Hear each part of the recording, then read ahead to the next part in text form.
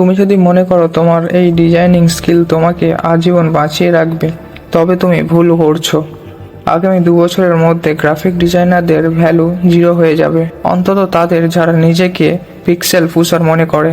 আজ আমরা এমন 3টি উদাহরণ দেখাবো যা প্রমাণ করবে এআই তোমার চাকরি খাবে না, বরং তোমাকে একজন সাধারণ ডিজাইনার থেকে ক্রিয়েটিভ ডিরেক্টর বানাবে। কেন 90% ডিজাইনার ফেল করবে আর তুমি কিভাবে টিকে থাকবে সেটা জানতে ভিডিওটা একদম শেষ পর্যন্ত দেখো।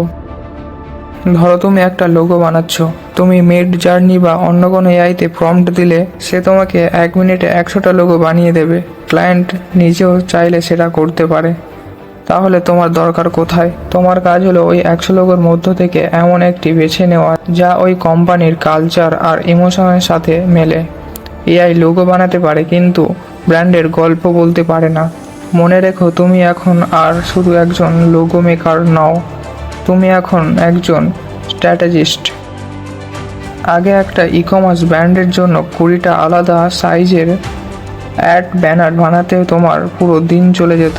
এখন অ্যাডোবি ফায়ারফ্লাই বা ক্যানভা এআই দিয়ে তুমি জাস্ট একটি মাস্টার ডিজাইন করে বাকিগুলো সেকেন্ডের মধ্যে জেনারেট করতে পারো। এখানে পার্থক্যটা দেখো। আগে তুমি 5 ঘন্টা সময় দিতে খাটাখাটনিতে, এখন সেই 5 ঘন্টা সময় পাবে। যত তুমি বেশি ইউনিক আইডিয়া দেবে তোমার ডিমান্ড তত বাড়বে।